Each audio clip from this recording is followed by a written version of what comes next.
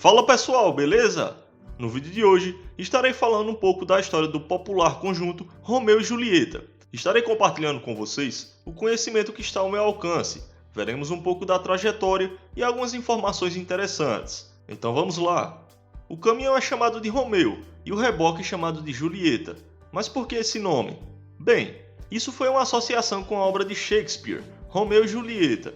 Nessa obra, os dois formavam um casal, e onde o Romeu ia, a Julieta ia atrás. E o Romeu precisa da Julieta para levar os seus ganhos. Ou seja, onde o caminhão vai, o reboque vai junto. E com o reboque, que é a Julieta, o caminhão, que é o Romeu, fatura mais.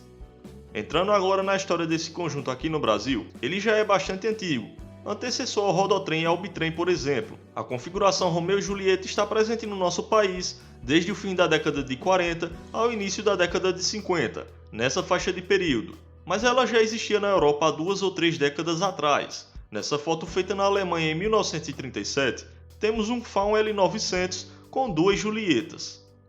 Agora no Brasil, temos essa foto já na década de 50, que nos comprova a antiguidade da configuração no nosso transporte.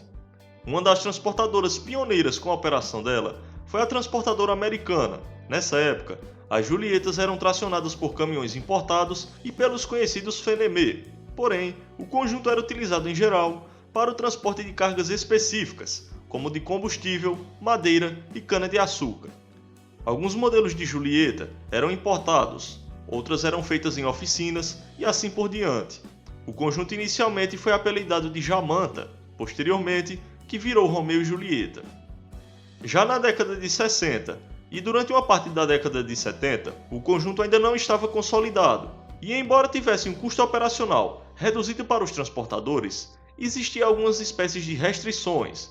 O que pode ser mencionado eram as condições ruins de estrada para operar com a Julieta, e a capacidade de carga limitada imposta pela lei da balança na época, que permitia apenas 40 toneladas de peso bruto total combinado no máximo. Por outro lado, transportadoras que operavam com as Julietas em trechos favoráveis tinham problemas para encontrar motoristas qualificados para trabalhar com o conjunto, pois as manobras, principalmente se fosse de ré, eram complicadas de se realizar e muitos locais não tinham estrutura para elas.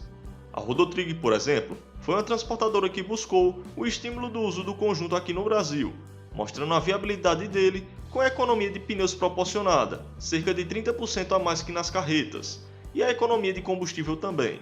Mas devido aos pontos negativos na época e o baixo número de procura, as montadoras que fabricavam a Julieta nesse tempo, como a Iderol, Rodoviária e Massari, muitas vezes nem divulgavam elas em seus catálogos de vendas. Isso culminou em uma espécie de estagnação nesse período, com compras praticamente nulas. Do meio para o fim dos anos 70, já entrando nos anos 80, o Romeu e Julieta começou a ganhar gás no nosso transporte com a elevação singela de 40 para 45 toneladas de peso bruto total combinado permitidas em lei. Além das já mencionadas, montadoras como a Randon, Grau, FNV Freehalf, Guerra e Kroner já fabricavam um reboque. A Kroner, por exemplo, chegou a estabelecer uma parceria com a Volvo para estimular o uso do conjunto no início dos anos 80. Podemos assim dizer que houve um relançamento das Julietas. E já falando nos anos 80, nesse período foi onde o Romeu e Julieta começou a crescer de fato no nosso mercado, pois agora o conjunto começou a ser utilizado em outros setores, como o de transporte de encomendas, de grãos e cargas em geral. A variedade de configurações aumentou, não se limitando somente a um caminhão toco ou trucado com a Julieta de 2 eixos, destinado em geral ao transporte de combustível, madeira e cana-de-açúcar como no início. Em 1986, a Guerra lançou uma Julieta para trabalhar com um conjunto que poderia transportar até 41 toneladas de carga líquida. A responsável pelos testes foi a transportadora Sobre Rodas. Era um Romeu e Julieta de 7 eixos, destinado ao transporte de grãos. Também foram realizados testes com Julietas de 8 eixos nessa época. Nos anos 90, o Romeu e Julieta já estava praticamente consolidado, e agora as montadoras, que muitas vezes nem exibiam as Julietas em seus catálogos de venda, passaram a utilizá-las com frequência em folders de divulgação. Hoje, o conjunto que já foi um pouco desacreditado no passado está presente nos mais diversos setores do nosso transporte. Então é isso, pessoal, chegamos ao final de mais um vídeo, espero que vocês tenham gostado. Se você gostou, deixa seu like, se não é inscrito, se inscreva para acompanhar um pouco mais da história do nosso transporte. Siga nossa página no Instagram também, @Canal Rodoviário Brasil.